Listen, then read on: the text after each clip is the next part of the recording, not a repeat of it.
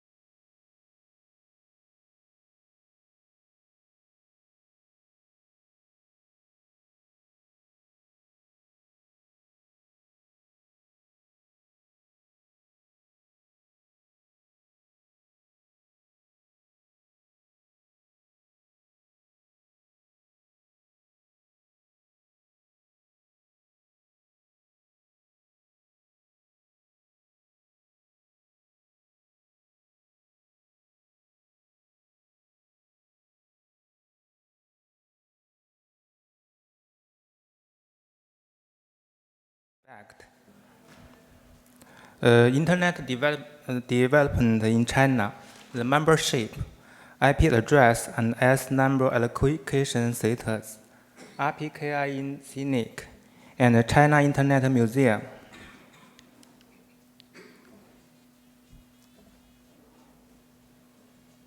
I think the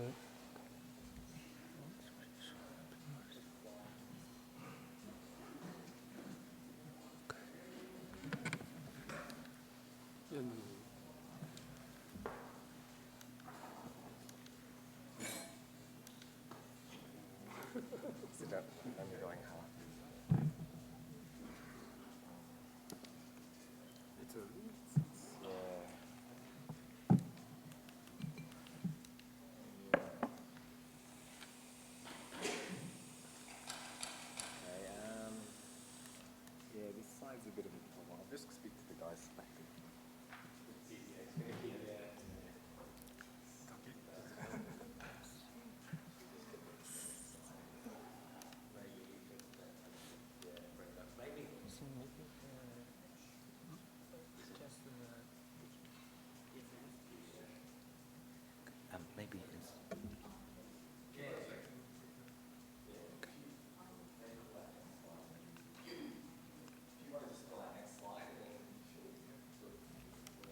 So they change if you just say next slide, and then. Oh, okay. I don't use this. Yeah. Okay. Sorry. And Please turn to the previous next.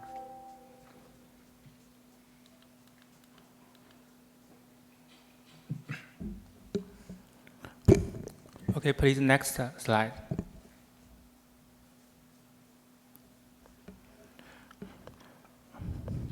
Okay,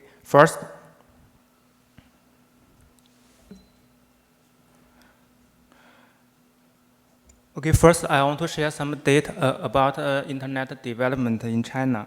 CNNIC released the latest statistical report on internet development in China last month. According to the report, China's internet users had reached 688 million by the end of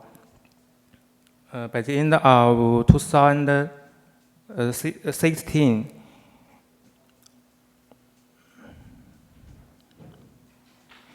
And the internet penetration rate has reached 40.3%, with a growth of 2.4% compared to that at the end of 2014.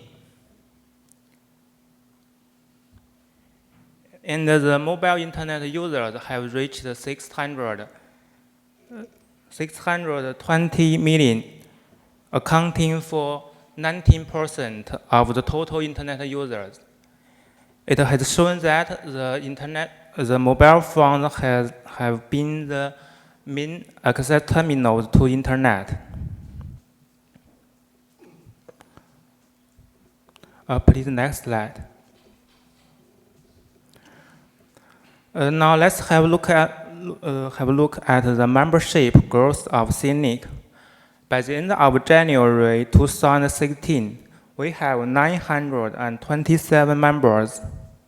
As you can see in the chart, we experienced a rapid membership growth since 2014, especially after the implementing the distribution of recovered IPv4 address policy in the middle of 2014. Among our members, ICP, CP, and data centers are mainly the mainstream groups who requesting and using IP address.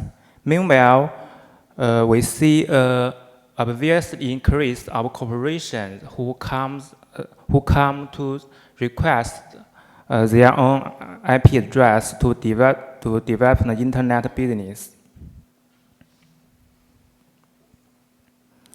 Next slide. I will further show you the membership with IPv4 versus IPv6.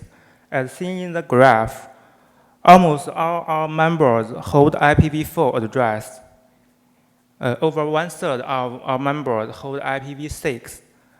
We've been making a lot of efforts to encourage them to request and use IPv6. Next. Now let's have a look at the IPv4 allocation. By the end of January 2016, CNNIC has allocated more than 319,000/24 IPv4 address to its members. Next. About IPv6 allocation, CNNIC has allocated more than 7,900/32 IPv6 blocks. We have two large allocations in 2015. One allocation was for Research Institute of Highway, Ministry of Transport. They made the IPv6 transformation plan of the National Highway Information System in China. Another was for IRINN. It's a nationwide e-commerce project. Next.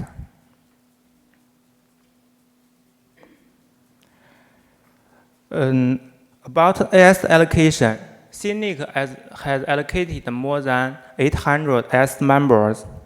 We currently allocated 2-byte and 4-byte S numbers. We have been trying to promote 4-byte SN. Here, we'd like to learn 4-byte SN distribution and usage status. Please, next slide.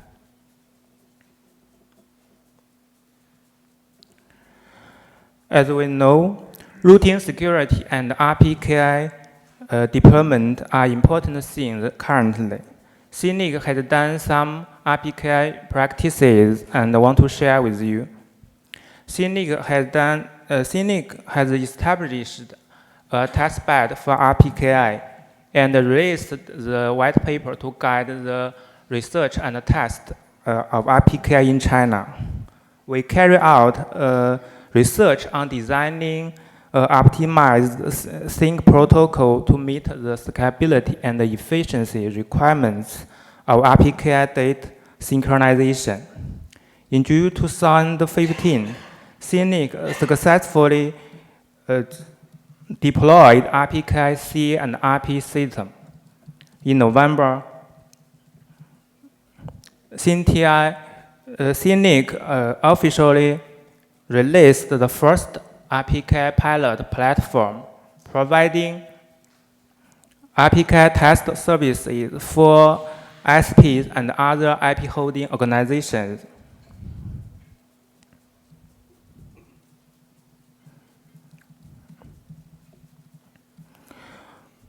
Next, please. We also have some work ongoing. CNNIC is leading the standardization of RPKI in China. We are designing the local safeguard architecture to support the actual deployment of RPKI in CNNIC. And we are pushing the deployment risk analysis in IETF. Please, next slide. On December 15, 2015, China Internet Museum launched, which is China's first public digital museum themed on the Internet. It's designed to fully document the Internet's developing locus, popularize the Internet knowledge, disseminate the Internet thoughts and spirits, advance the Internet innovation and the spread of the Internet culture, display in all aspects the prosperous development of China Internet and the global Internet's development costs as well as achievements of innovation. The visitors can access the first phase digital gallery, themed history, by visiting the museum's official website, www.internet.cn or 互联网博物馆中国. They also can download the app on their mobile devices. The museum was built by CNNIC and the Internet Society of China, together with the CS Computer Network Information Center. And about the RPKI, there will be a presentation in the afternoon during the host matter and the NIR workshop. So if there will be some question about the RPKI, we can discuss it in the afternoon. So that's all I want to share with you today. Thank you very much. Thank you. Do you have any question or comment? Okay. Okay, then thank you very much. Okay, next I invite Kawabata-san from the JPNIC. He also talking about the JPNIC update.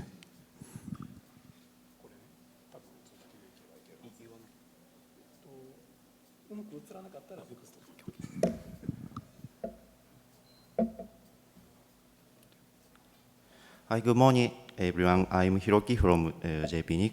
We are going to talk to you about JPNIC updates. Me and Izumi-san will talk about internet governance in this presentation. I'm glad to have this opportunity to share with you about our statistics and activities.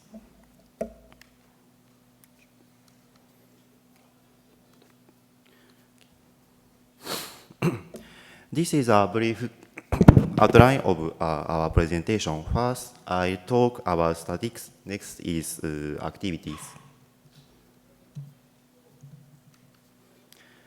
This is statistics part. This slide shows the statistics of IP member and resource holder. IP member in JPNIC is same as LIR in APNIC. Resource holder is mainly the organization who assign legacy resource. Bar graph is the number of IP members. We have 417 IP members at the end of January this year. 176 members have taken IPv4 only. 236 members have taken IPv4 and IPv6. 5 members have taken IPv6 only. Pie graph shows the total number of IP member and resource holder. About 30% is IP member, and the rest is legacy resource holder.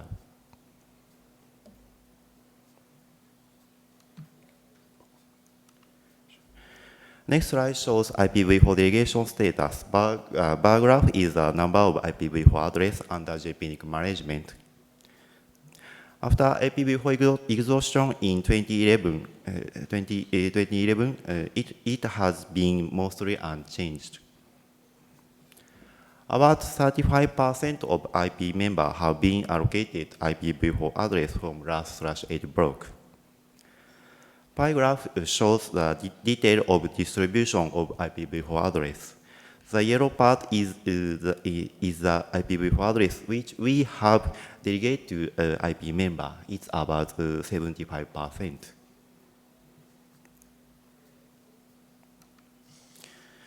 This slide shows the statistics of IPv6 distribution. Bar graph is the number of IPv6 address under the JPNIC management. Now we have allocated about 6,632 IPv6 block. Line graph is the number of IP member with IPv6 allocations. Now about 60% of IP member have been delegated to IPv6.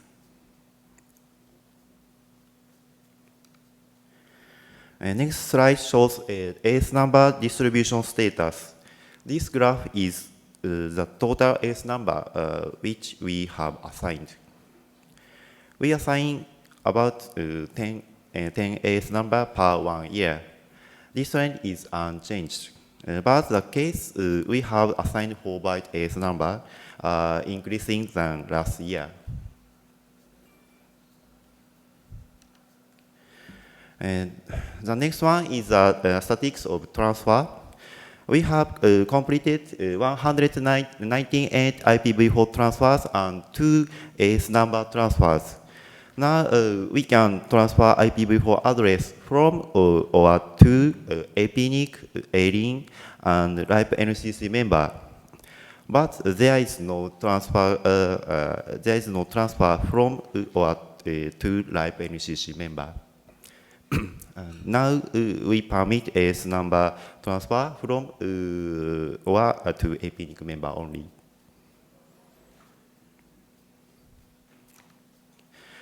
And I'd like to move on to the next part. We introduce our activities.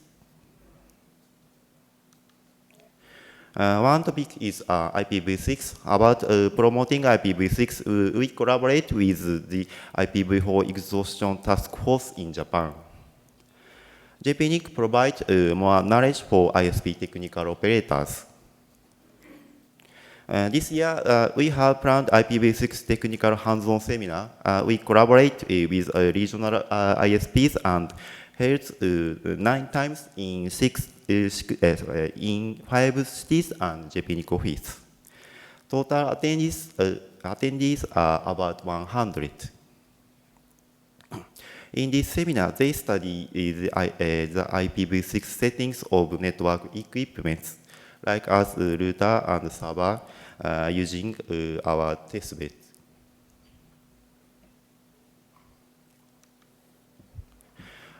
Next topic is JPNIC Open Policy meeting. We had a meeting in November last year, and it was chaired by Toshio-san over here. It was basically an informational session. We don't really having a policy proposal. This slide shows meeting agenda. We always give update on the statistics of number resource and the latest APNIC conference. In this time, in addition to these, there are some sessions like as status update of IRINN third ship transition and the report APNIC 40 fellowship program. Izumi-san. Okay. And next is internet governance related activities. So I'll share briefly about JPNIC's internet governance related activities. So we have areas of activities in 2 aspects. One is facilitating discussions locally within Japan, and also keeping up with the global discussions. So what we basically do is we serve as the secretariat of Internet Governance Conference Japan, which we actually have a bi-monthly meeting and a mailing list. We started from about 2 years ago, and so we actually make sure that we identify what the area of interest are within Japan on the internet governance arena. And then based on this, we try to provide input to the global discussions from the Japanese perspective. Also, by keeping track of what's happening globally, we actually feed back the update to the Japanese community. And the area that we've been focusing in 2015 are the IRINN stewardship transition, ICANN accountability enhancement, which we actually had a session yesterday. We also keep an eye on what's happening on the IGF 2015, which I plan to provide update at the session later at Corporation SIG. And there are actually other notable key events such as WSIS Plus 10 review or Net Mundial initiative. So next slide, please. Or what do I do? But it's still very preliminary, and we've been doing it for 2 years, but there are still challenges. So the awareness, the level of awareness is not so high within Japan yet. So we still have community building to do, specifically on this area of internet governance and to facilitate more active discussions. Also, while I identified a couple of issues that we focused last year, it's one of the many issues that's being discussed in the internet governance area. And there's so much wide range of discussions happening in this arena, so it's quite challenging to keep track of discussions and also identify what's relevant from the Japanese perspective, because not everything that gets discussed in the global arena is necessarily important for the Japanese community. Lastly, the most challenging part is that the voices from Japan or the Asia Pacific is really limited, and we really want to have our voices heard in the global arena, but this is still we're still struggling and working on it to have a presence and have our voices heard. Okay, thank you, Izumi-san.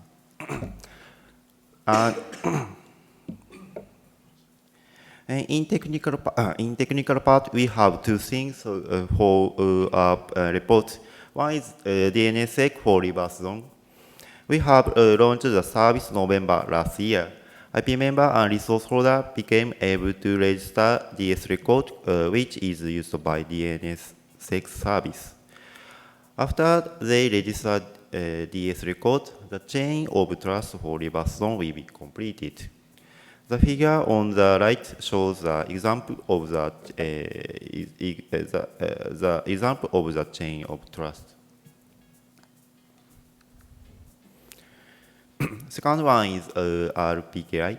The pilot service was launched in March last year. Now we issue 35 resource certificates and 107 ROAs. The covering ratio to all IPv4 prefix is 1.7%. IPv6 is 0.8%. The ratio is increasing slowly. To get interested in RPKI, we are participating in technical conference and promoting it.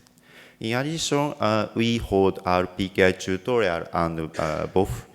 This is a picture of RPKI user meeting. That's all from us. Thank you. Thank you very much.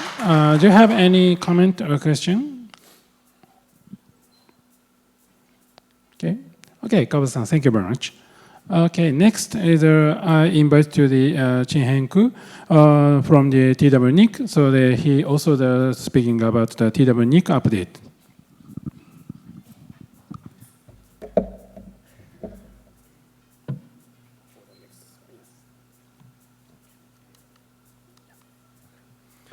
Good morning, everyone. I'm Ching-Heng from TWNIC. Today's my presentation is about the TWNIC update. Outline include the statistics of TWNIC's members, TWNIC's activity and the training programs last year, and the status of IPv6 upgrade of governmental network services in Taiwan. The last one is the conclusion and network future works. Status of IP members, we have the 63 LIR IP members. The most of them service types are colocation and IDC. Is about 30 IP members. The following is the FTTX and the cable modem services. Some IP members service are ADSL, wireless LAN, and 3G, 3.G, and 4G. And IPv4 address allocations, TWNIC has allocated 131,000/24 IPv4 addresses. The numbers of small allocations are gross after the final stage 8 stage. The TWNIC has allocated 2,000/32 IPv6 addresses. After the final stage 8 policy, the many members apply the IPv6 addresses. Currently, more than 50% TWNIC IP members are obtained the IPv6 addresses. And following, we introduced about the internet connectivity bandwidth. Since 2001, TWNIC released the Taiwan internet connectivity bandwidth every quarter. This survey was conducted by 82 ISPs in TWNIC's bandwidth registration system. Currently, the total bandwidth of international connectivity from Taiwan reached 1,700 gigabits per second.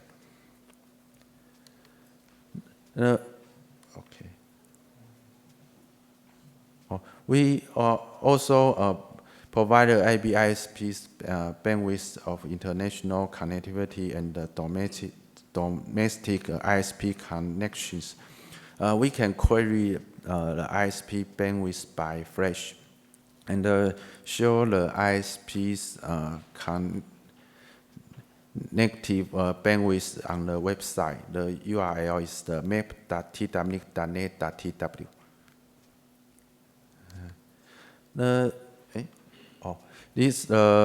We hold the TWNIC Internet Forum last December.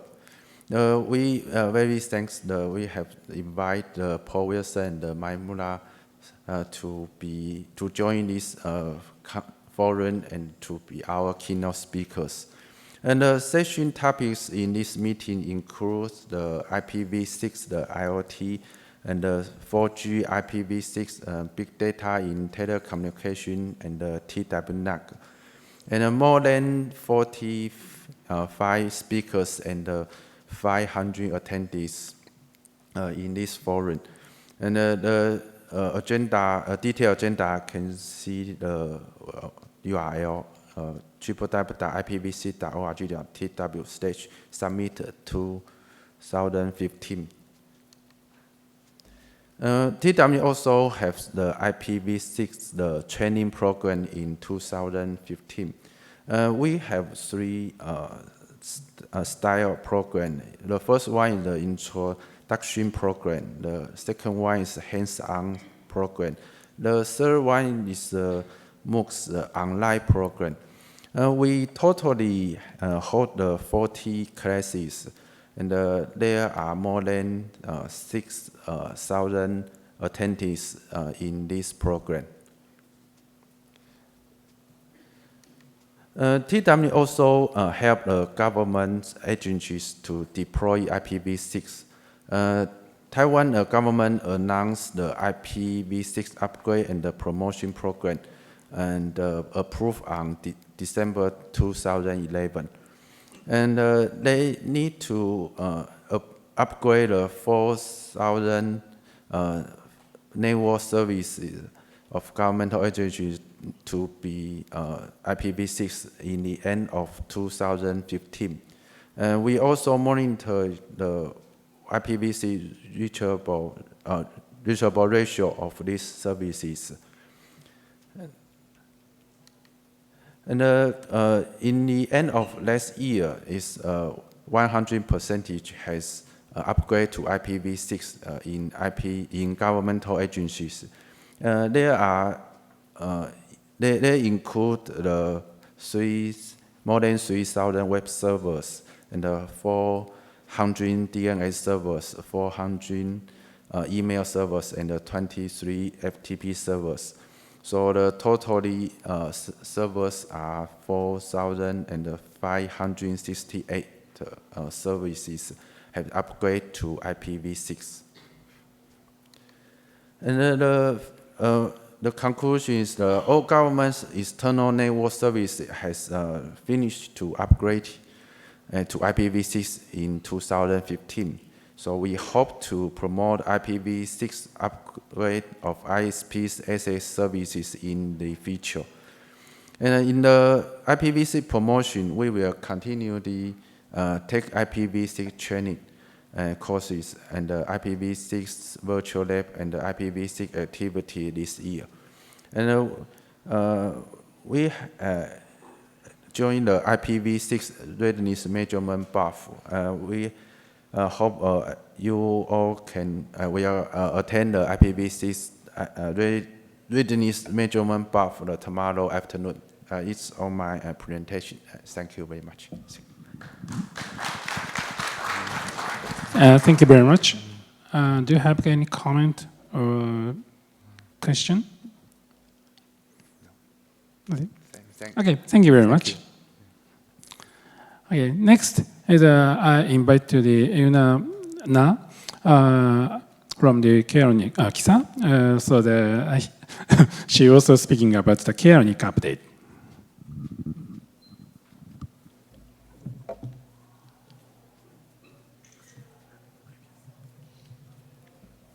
Good morning.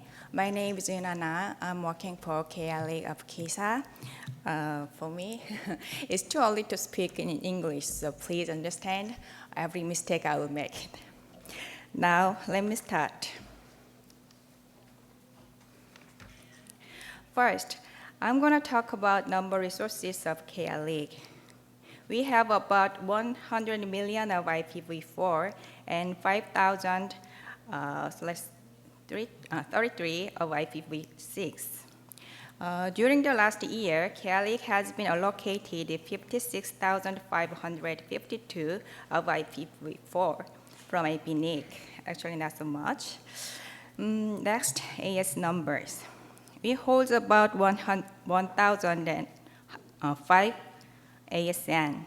By type, 2-byte AS number is about 900, and 4-byte ASN is 110. Actually, 793 of the 2-byte ASN has been assigned to our members. Next, KRNIC members. Our members are composed of ISPs, independent IP users, and AS number users. As of 15th February, the number of ISPs is 94, independent users are 157, and AS number users are 672. Recently, the number of ISP has sharply decreased. It's about 15, which is caused mostly by M&A.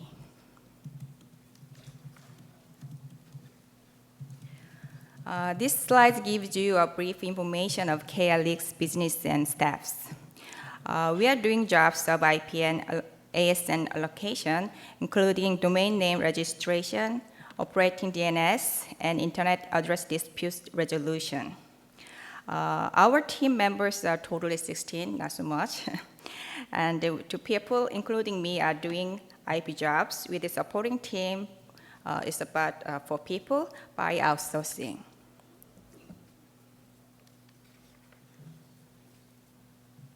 Secondly, our policies. These are mainly about eligibility. For IP allocation, they must be KRNIC members. As I showed you before, we have 3 kinds of members, ISP, IP users, and ASN users. And also have facilities accessible to the internet. Next one is AS assignment. They must be multi-homed or plan to multi-home, and also have a single clearly defined routing policy. Related to IP and ASN transfer, we only allow the internal transfer. It is transfers between KRNIC members.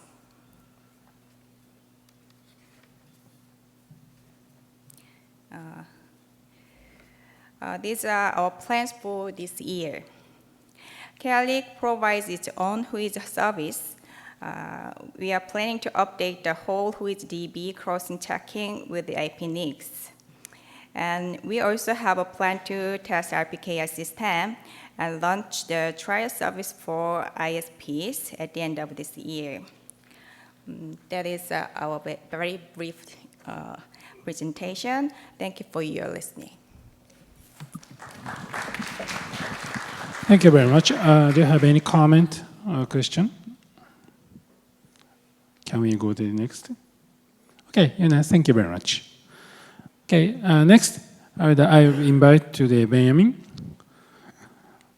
from the APJII. Also, he also speaking about the APJII-IDNIC update.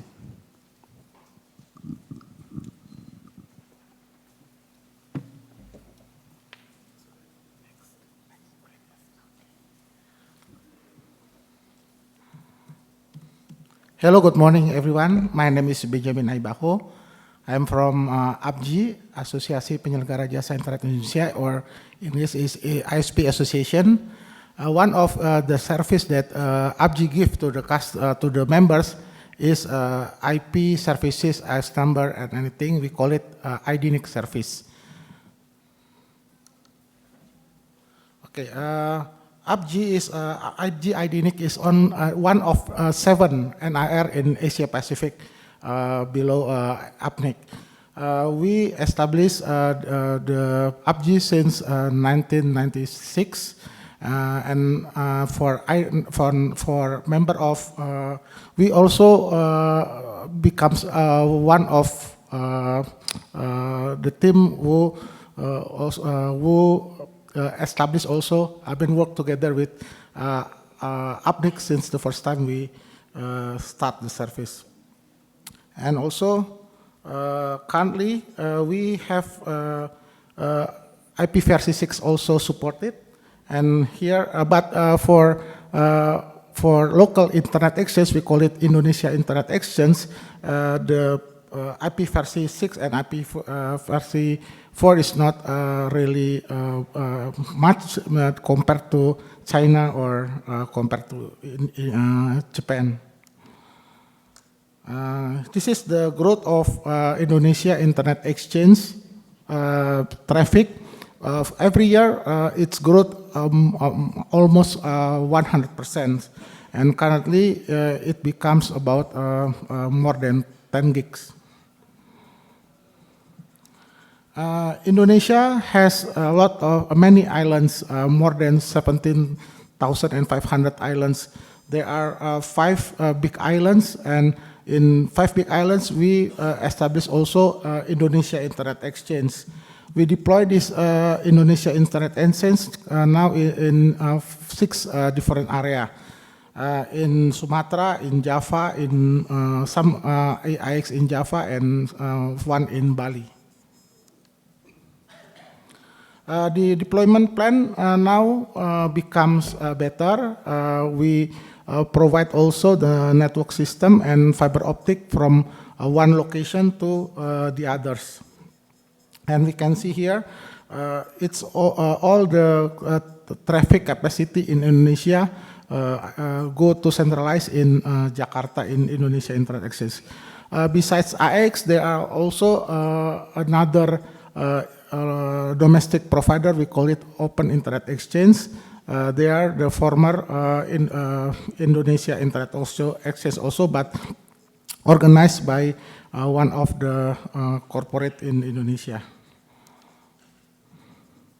And here is IX that I told you before. We established the IX in Medan, in North Sumatra, in Palembang, in South Sumatra, also in Jakarta, in East Java, we call it Surabaya, and in Bali also, in Yogyakarta, and any other cities.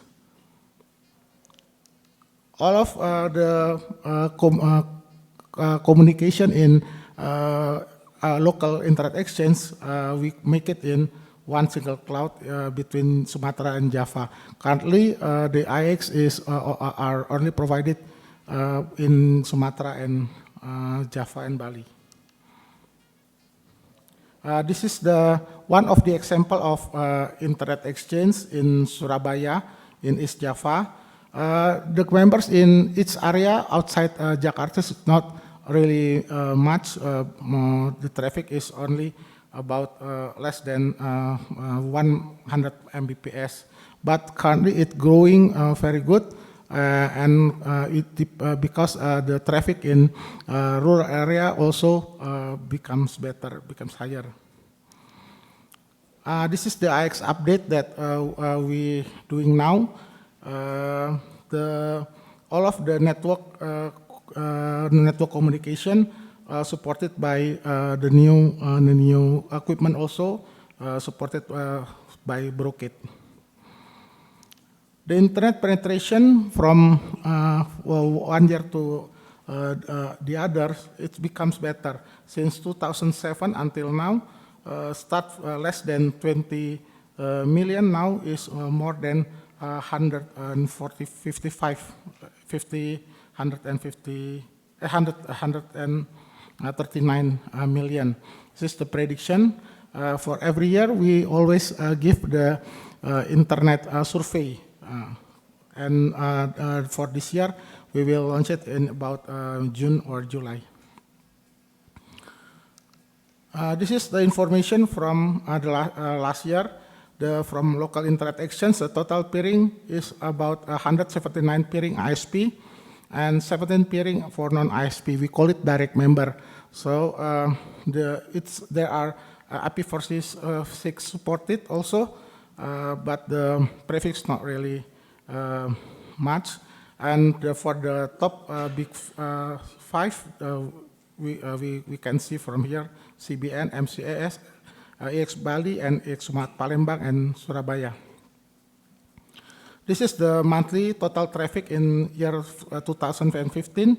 This is what we call it a local traffic in Indonesia, excluded the traffic from Tier 1 international.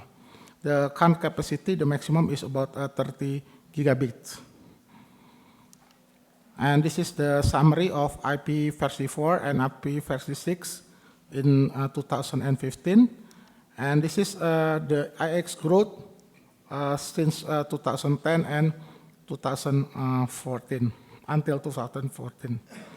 And currently, our APJII-IDNIC already regulated by the ministry from our government. Government launched the new regulation from Ministry of Telecommunication and Informatics.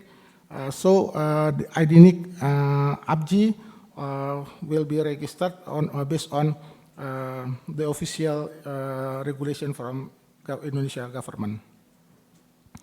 The important information of the IP46 regulation, we appointed every 3 years and maximum 2 years, 2 times,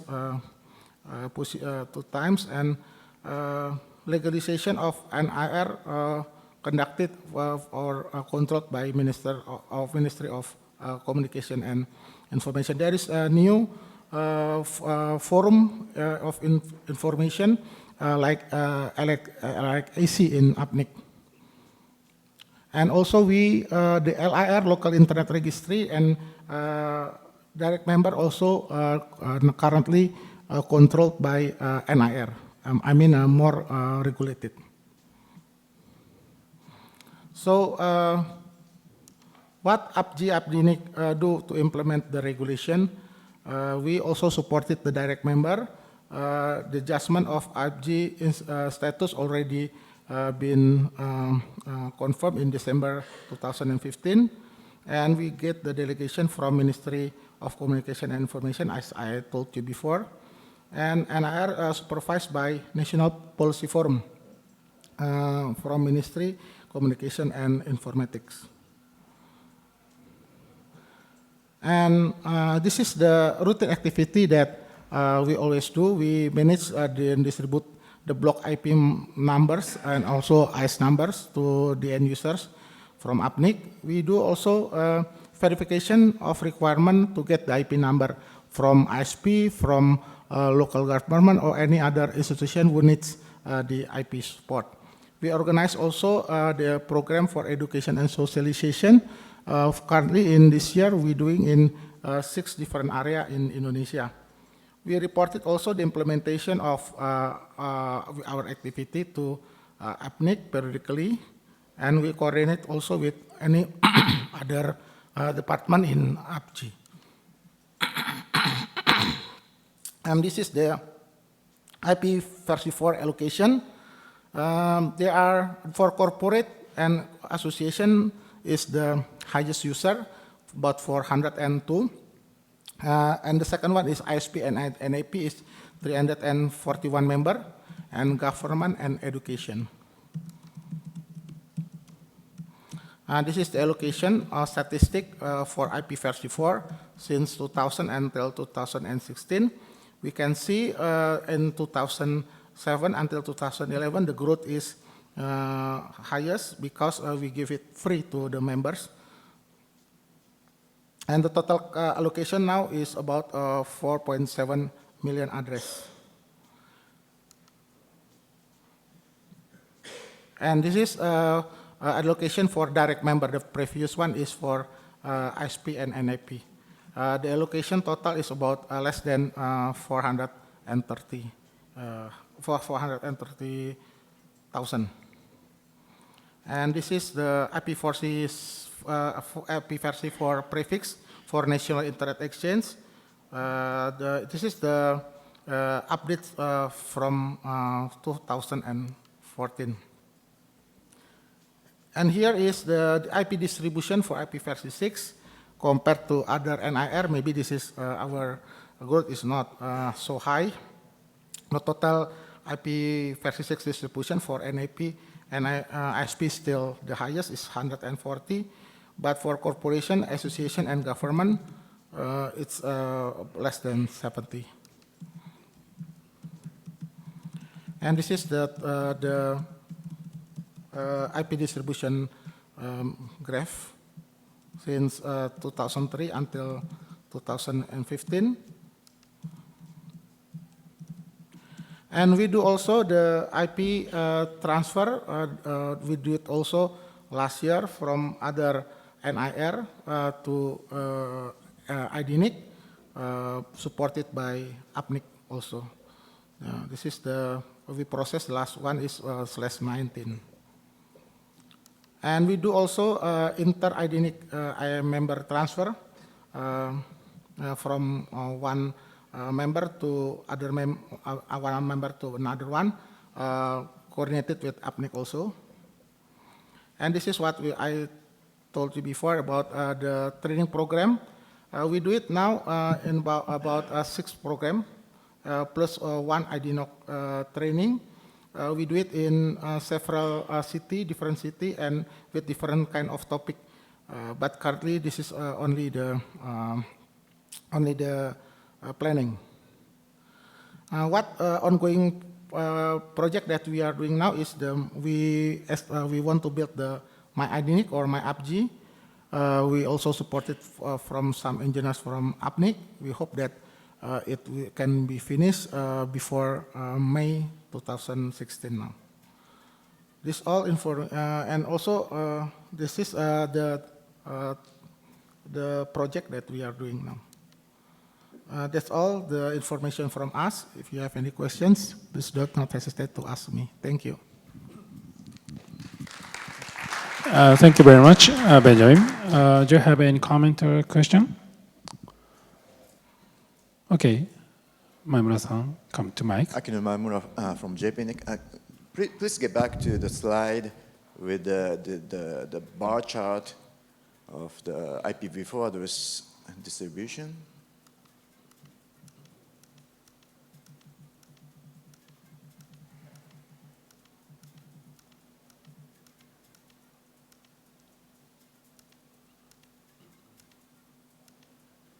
Which one is IP-versi? This one? Yes, this one. One page back. This one? No. Okay. Oh, where is that?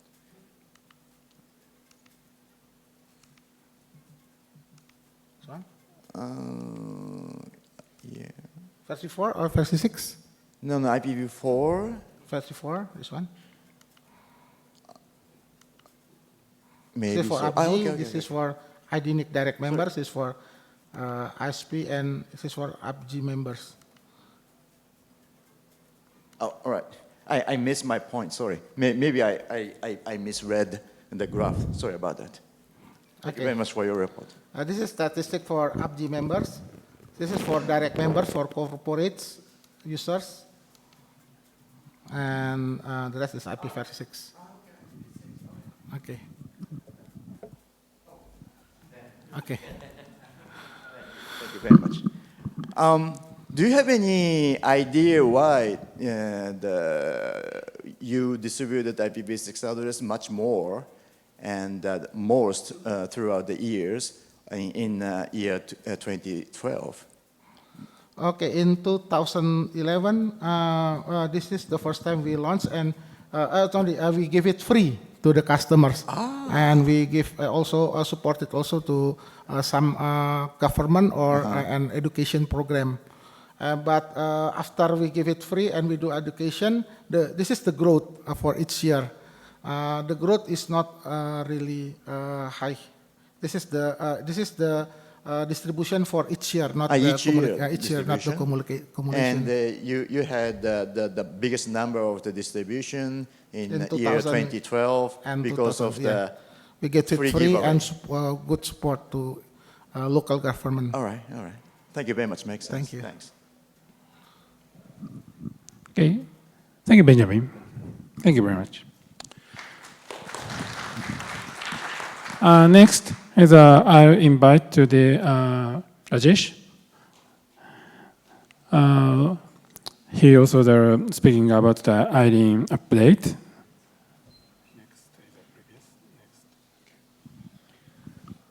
Good morning, everyone. Rajesh Chharia, wearing a lot of hats, the President ISPAI, Director NICSI, and one of the executive member for the IRINN Committee of the India.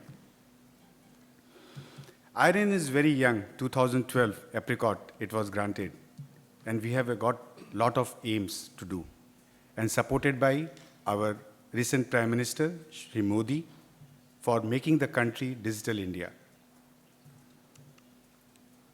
Before I speak anything about the IRINN and the statistics, let me come through what is India right now. And if you see, there was a statement into the media that by 2020, India will be the youngest country in the world with the average age of 29. And right now, if you see, we have got a 3.5 million of India users connected to the internet, and with the target of 600 million broadband connection by 2020. Majorly, what we are targeting is the rural India, because in our country, the rural India consists of 65%, and our Prime Minister's program is to connect 250,000 villages with the optical fiber. The work is in progress, and we hope that by next year, you will be able to see that all the rural India is connected with the optical fiber. Our Prime Minister, after taking over, launched a lot of schemes towards the Digital India. And under the Digital India program, the major slogan what he has launched is the connect the unconnected. And this will not only give the internet to the people, but also empowered people with this important tool, which is we called internet. Make in India is for the manufacturing should be starting in India. Make in India week is going on in India, and we hope that a lot of foreign companies are coming forward in investing in India for manufacturing for the India, and even in India they are manufacturing for exporting outside the India. Major thrust has been given for the youth because we are very young country with the average age of 29 years. And that's why we have come out with the Skill India, so that the employment should be limited to the rural area. Otherwise, what was happening till now, that the rural youth are coming to the urban city for the employment. Now we are creating the atmosphere in the rural India so that they will be able to get the employment over there, and they don't have to come towards the city. And apart from this, last year also, a lot of applications are getting developed, and for that, we have started the startup program. And under the startup program, first time, the government has come forward in almost removing all the bureaucracy for the youth. If anybody wants to start up anything into the country, the government is coming forward with a single window system so that they should not be facing the hassles of the bureaucracy or the red tape over there. So this is the major initiative what the government of India is taking for really meeting the objective of the Digital India program. I have already spoken about the Make in India and the Skill India, and the basic thing is how to improve the economy of the country and how to improve the living standard of the youth. That's the reason two programs are there. One is the Make in India for the country, and Skill India is for the youth. And we hope that very soon, first of all, the problem of the unemployment and issue which we are meeting is about the entrepreneurship among the youth. As I told that the IRINN was the birthday of the IRINN is the 3rd March of 2012, when the Apricot has happened in New Delhi. At that time, we have been accorded this IRINN. And after that, till date, we are able to achieve 1,488 affiliates, which we called as a member also of the IRINN. And in this, I must say that the transfer from APNIC to IRINN is very less. We are creating the atmosphere for the university, corporate users to take the IP resources of their own, so that they should be able to understand the benefit of taking their own IP and BGP. This is the growth chart of the IRINN from starting from 2012 to 2016. Initially, the growth was very high. Now the growth is very constant, and all the startups, all the software company who are now coming to India is now taking their own resources, whether the IPv4 or IPv6. This is the resources preference into the affiliates. 1,263 affiliates have taken IPv4 only. 221 affiliates has taken both resources, IPv4 and IPv6. And 4 affiliates are there who takes only the IPv6. All the banks, universities prefers now the IPv6, and even all the government organization, the new departments which are being generated, they are taking their own resources. They are also going preferably with the IPv6 only. Why we are basically focusing towards the IPv4, in India, the equipment life is very long. We use the equipment till the last breath of the equipment. Hence, those equipments are compatible to the IPv4. But yeah, now all the new equipments which are coming, and our largest operator, which is going to launch the 4G network, is totally compatible with the IPv6, and we hope that next year when I will be giving you the presentation, I will be able to say with proud that we are very much high in IPv6 rather than IPv4, because the constant growth of IPv4 is now constant, while the IPv6 growth is increasing a lot. And through our lot of activities from the ISPAI, NICSI, DOT, and DIT, we are doing the awareness among the user for the IPv6. This is the IPv4 delegation. You will be seeing that 2015 and 2016 is almost the same. There is no such big increase into the IPv4. But yeah, the next is the IPv6. You will find the growth, and so same is with the February 14, when the DOT has come out with the white paper on the IPv6 and the roadmap for the IPv6. Then all the users and departments, government department, corporate, start taking the IPv6 allocation. And now we are trying to prefer IPv6 more than the IPv4. Our aim, 2017, December, we will be touching 2,000 affiliates minimum. And we can touch more than 2,000 also, because we are focusing lots towards the startups, and we are seeing that how this startup program will be initiated. And once this will start, we will find we are encouraging a lot of SMEs and corporate and education institutes to take the direct resources. And we are participating in all the Asian and the global forums. The activities what we are doing for the IPv6 by the DOT, because all the activities are not limited to the IRINN only. This is the completely spread out, because IRINN is one of the part of the NICSI, and NICSI, DIT, and DOT are taking a lot of initiative into the training by the ISPs also, under the SONOG, IGF, ICANN, transition, discussions, meeting, open houses is happening. The basic focus in the country is how to bring up all the youth towards the internet, how to bring up all the youth entrepreneur to start their own system. We are doing the open house from the APNIC side. Sunny was there, and attended by almost, I will not say the 100%, because the 100% will be 1,400. Yeah, attended by the majority of the individual user as well as the ISPs. And we hope that the next year, when we will be doing a lot of other events, the number will be quite increasing. I must introduce now our new CEO. Shri Rajiv Bansal is the IAS officer from DIT. He has taken over recently as the CEO of the NICSI, and a very dynamic personality in terms of administration.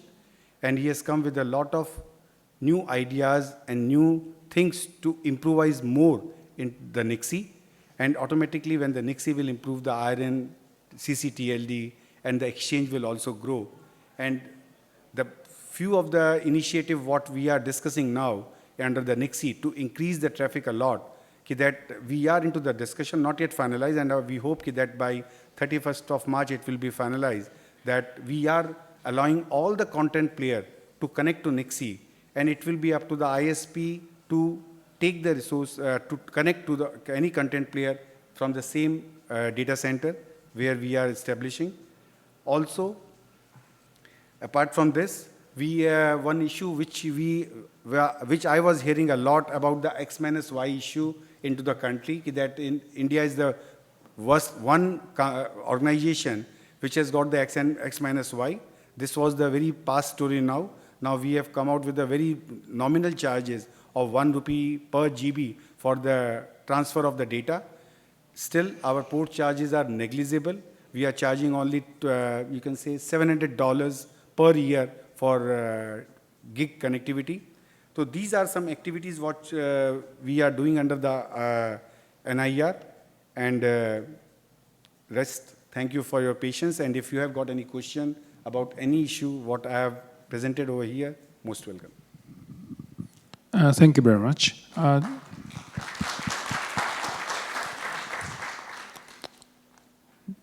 Do you have any comment or question? Okay, and that's all from the update from the NIR. So the next topic is a community discussion on the training and the technical assistance needs, and a presentation by the Nurul Islam from APNIC. However, I invited to the Duncan McIntosh, development director of APNIC. He gave to the few words before the Nurul's presentation.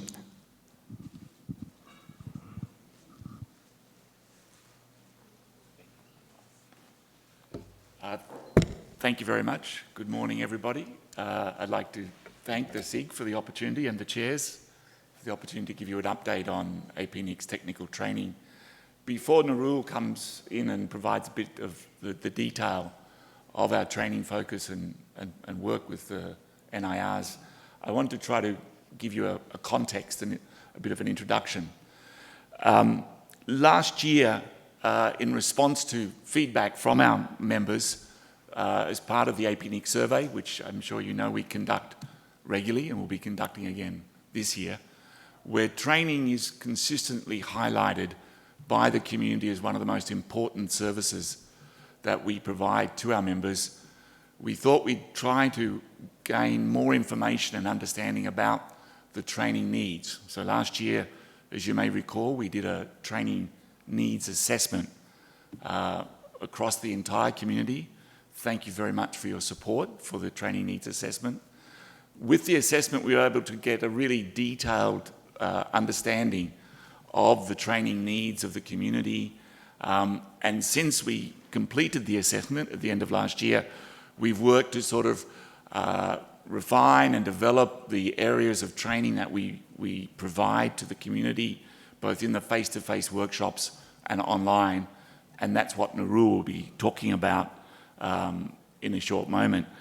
I think one thing that we particularly wanted to do today in this discussion with the NIR6 is to say to you, you're a very important partner for our training. As you've heard already, we work with many of you to do training. Indonesia is a great example of a really good training partner.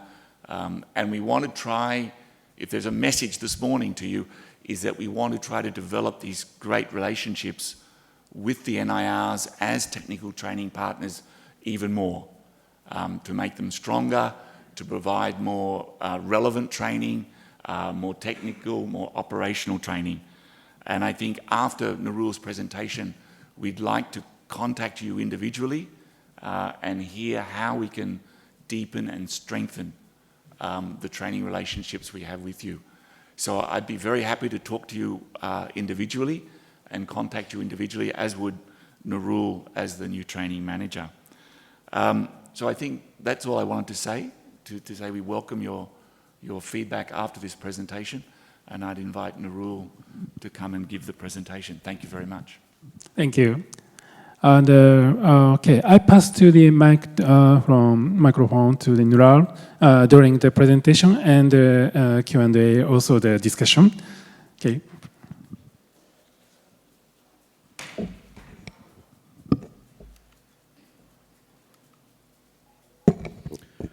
Right. Good morning, everyone. Thank you very much. My presentation today is all about APNIC training service and technical assistance. Training service is mostly the knowledge transfer, how we transfer the operational knowledge to our members. And technical assistance is, after that, sit together and do something in our network. So, training team actually are delivering training for our members since the beginning of APNIC operations. So we have built some strength when we did the training. So if you see our training, APNIC training, we actually prepare for training like in the whole event calendar. That's what we are preparing for this year as well.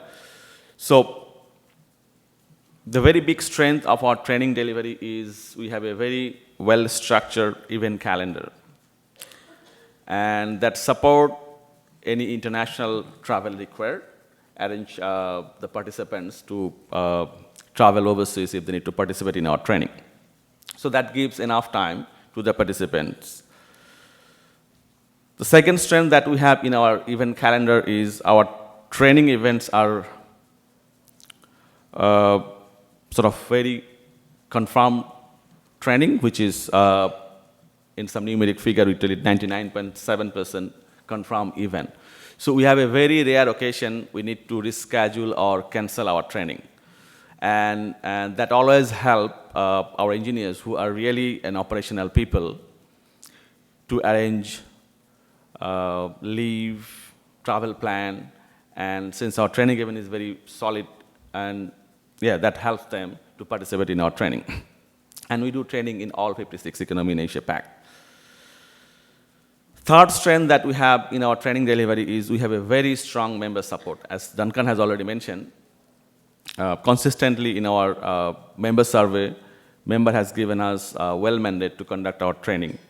And that came through the recent need assessment training, so we know more about what sort of training that our member need from us. So as a topic, when we deliver training, what sort of topic we are delivering? So one of the very fundamental topics that we deliver is the routing training. And that is the fundamentals of the infrastructure of our members. So from that routing topic, it has actually branched out to a number of other sub-courses. For example, IXP, Internet Exchange Point, BGP, which is the fundamental protocol that we have in the internet, and some basic and advanced training so that it caters different segment of our engineers in training delivery. And to deliver those training, we have hands-on stuff, so around 8 to 10 hands-on modules that we have that hugely help our members to understand the technology very effectively by doing the hands-on. And as well as we have a number of slides that has been prepared which are regularly updated to deliver the training. Then the second topic that we deliver is the DNS. And again, in DNS, we have got a few subtopics as well, which includes the basic DNS, DNSSEC, and the reverse DNS part of it. And on the DNS, we have around 15 hands-on modules that helps our member to understand the technology. Then the third one is our IPv6 training.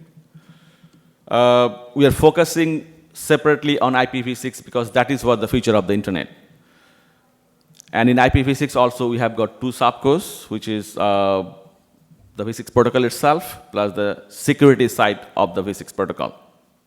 And on that one also we have got around 5 hands-on topics. Then we have network security. So in network security, this topic is very broad.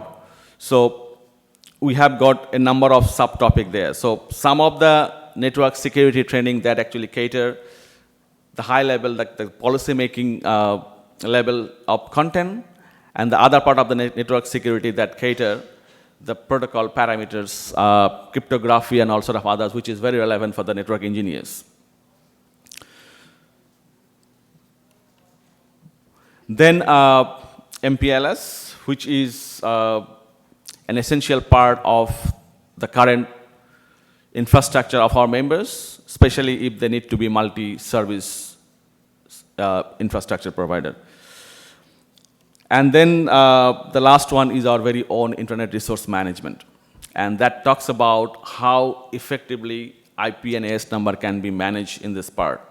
And this last topic mostly talk about policy part of it and how Secretariat is actually implementing that policy using all those process and other things that we have. So those are the training content that we deliver from the training service or training team. So when we deliver training, those topics, so we use face-to-face way of delivering the training, which means we go to different country, we organize training venues, our trainers, they travel there, and they sit with the engineers and they train them. That's what is our face-to-face training delivery. So in face-to-face training delivery, we cater conference papers. So for example, Apricot, different NOG event, like 20 to 30 minute conference papers, training team can deliver that. And then tutorials, that includes a bit of longer version knowledge transfer sessions where we take longer time to teach about the technology or transfer the knowledge of the technology, which is around 90 minutes to full days of content. Then the third one also we do as part of the workshop, which is technical workshop. In technical workshop, we transfer the knowledge as well as we do some hands-on stuff. So in Apricot also we had, like the week before we had the workshop week, and we did technical workshop, like 5 days of technical workshop with lots of hands-on resources, trainers and all. So those are the ways we deliver training in the face-to-face training delivery way and with the conference. And apart from that, we go to different part in Asia Pacific if there is no conference happening, but still training team go there and do the independent training. And that is how we cater the training requirement for our members in different part of Asia Pac. And all those independent training are 3 to 5 days. And the technical workshop with the conference also 4 to 5 days. So that's what our face-to-face training delivery platform. The second one is our e-learning platform. So to reach out in different part of Asia Pac as well as outside Asia Pac. So in e-learning, currently we are doing a web class, live presentation from our APNIC Secretariat every Wednesday. And we have a predefined slots. If you're interested, if you go to training website, training.apnic.net, you can see our e-learning calendars are published with 3 to 6 months lead time. So whoever is interested on any of the topic, they can register and they can participate those. Then we have the recorded training which are published in YouTube. So our YouTube channels are very popular. Some of the content in YouTube has got more than 150,000 of views. So very popular training that our members, engineers, they actually use. Third one, we are working on self-paced module with quiz. So that's the new inclusion in our training delivery method. And APNIC Academy, that will have intense training delivery. For example, you can register that, you can participate those training in a longer period of time, like 2 weeks, 3 weeks times. So those are the training delivery method we have in the e-learning. Now I'll discuss about how our training will benefit our members. How APNIC training is mostly catered towards our members' requirement. If you see last 5-6 years, the infrastructure of APNIC members in Asia-Pac has been changed a lot, and we have noticed that. The infrastructure of our members was very single service at one time. They only deliver internet those days. But now, because of the business demand and other investment optimization, their infrastructure has become multi-service, and that deliver internet as well as VPN, voice, videos, and also the other things. So to manage this multi-service platform, apart from technology knowledge, people need operational knowledge, how all the technology can work together. So APNIC training service actually delivering this operational knowledge to run this multi-service platform. That's what we call operational training requirement of our member.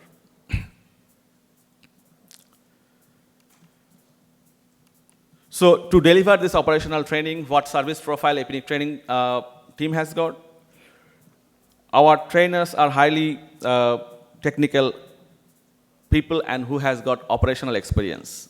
Apart from the product and technology knowledge, they are involved in the operation, and they know how things works in a multi-service platform infrastructure. So that's why in our training, when you see the participants' profile who are participating in our training, the participants has got different vendor certifications, very high-level certifications, but still they come and attend our training because they need to know how to operate the whole thing together in a very interactive environment.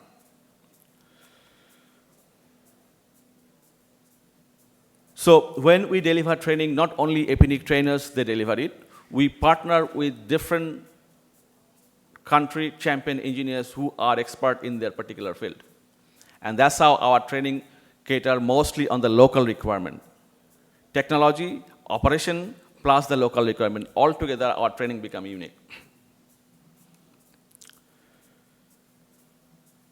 So our training curriculum is very well structured. All the presentation materials, hands-on modules are regularly updated. So we have a system in place. So our materials are regularly updated, peer reviewed by the industry expert in this different part, and then we deliver the training. We deliver training in open standard environment, which is the compliance of ITF RFCs. And we deliver training in multi-vendor platform, not only one single vendors, but we use a multi-vendors platform to deliver training.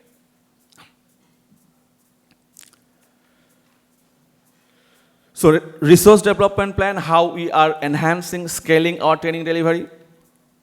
So this year we are redesigning our whole training lab. So our training lab will be an equivalent of an infrastructure that our members they run.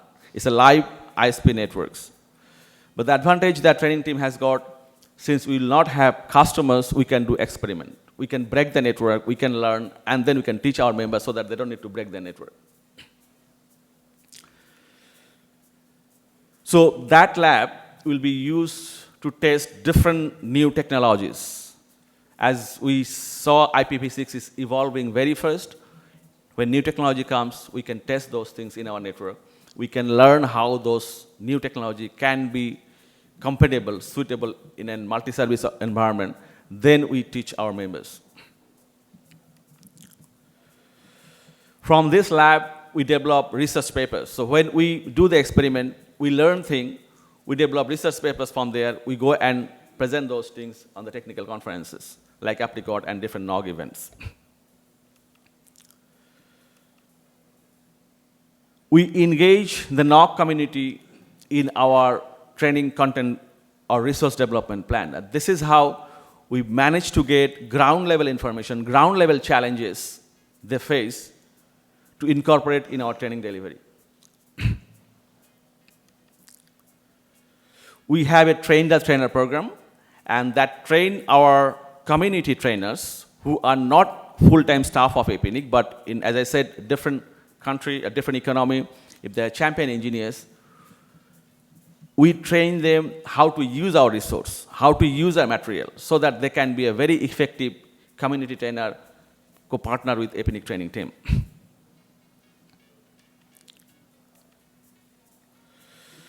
We have an accreditation system in our community training providers, so different trainers can be a subject matter expert on different topic. Then afterward, to engage our member engineers into our training delivery, we have a very successful blogging platform. So we create blog post, video blog on all our exercises, lab instructions, research papers, so that the community, if they need to do more interaction with the trainers, they can do the interaction with us through the blog and social media.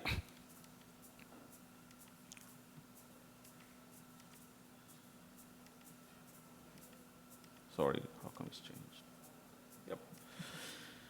All right, so that is what our training, how we transfer the operational knowledge to our member engineers.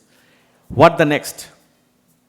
Next, we give a sort of a momentum to our engineers, how we can sit together and do things for them. That's what we call our technical assistance service.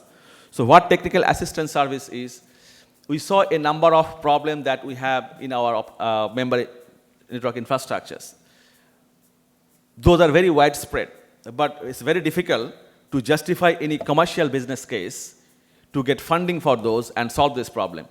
Very common is routing registry systems, IPv6 deployment. I'll go through all those things later on, but yeah, those widespread problem is difficult to justify any commercial business case. Training team will sit with them, try to solve that problem. So those are the widespread problems that we have discovered. First of all, the routing registry function automation. So if you see the route hijack problem happen in Asia-Pac or the internet, mostly are done from the Asia-Pac. And that is not because of some malicious intention, it's because of mistake. There is no proper system in place. Technologies are available, it's just a matter of implementing that. V6 deployment, that is another area we need to work with our members. Sit with them, do the plan, and deploy V6 for both core and access, and as well as the content network. IXP OSS. In our region, there are a number of IXP has been established, and then from there, what is the next level of the enhancement or scalability in the IX? For example, the management system of the IX, port monitorings, and all the other things, route service, looking glass, those sort of the things, we can sit with our members and help them to set it up in the network. That's what our lab infrastructure that we have. Quickly, I'll go through that. So if you see on the left and right hand side, so those are the enterprise networks, and in the middle we have the core networks, then we have the transit networks. So the topology, the way it has been prepared, that has got every part of our member infrastructures. Enterprise customers, transit providers, data centers, so we can do our analysis research on every site in the infrastructure that we have in the Asia-Pac. That's what our training lab that we have. We are doing some upgrade this year, so we'll have a better infrastructure to work with the NIS and our direct members. So that's it, my presentation for today. And if there's any question, you can take the question.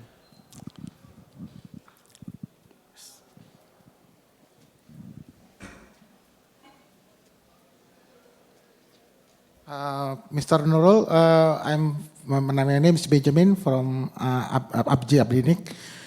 We know that APNIC has the good research that you mentioned before. But from us, like NIR in Indonesia, our capability for research is not really good compared to APNIC. Maybe Mr. Duncan or Mr. Nurul has some program, maybe for the next APNIC meeting, how to do the research in each NIR. So we have, if you have some program for us as NIR, how to research like DNS, like the not only IP. Currently, what APNIC do is about the technical issue about APNIC, about IPv6. But what we want now is about how to do the research with analytical basis, something like that. If you have some program, please give us the choice. Thank you. Thanks. I think from a research point of view, we have different type of research. But the training team, what we do is operational research. So how network can be operated and what are the things can be improved, those sort of research. But if you're talking about IPv4, measurements, optimization, I think we have a different type of research, and Jeff can be the right person for that.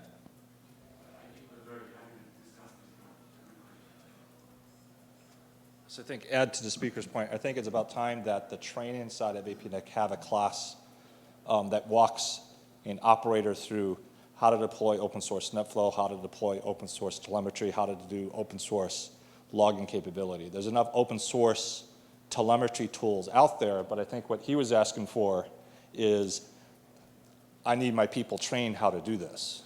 The tools are there, the community's out there, need somebody to build a curriculum and then teach a class, right? So that's operational telemetry. That's not research, that's operational telemetry. Yep. Right. Thanks, Barry. And that's needed in the region. Right, that's what you're looking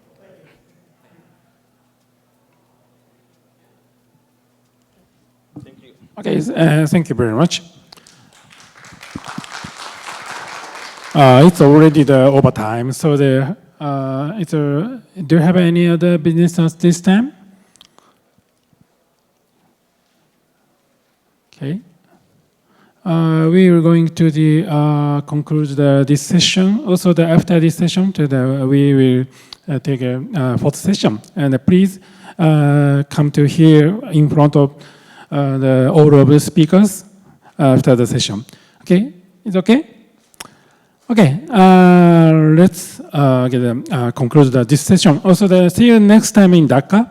Thank you very much.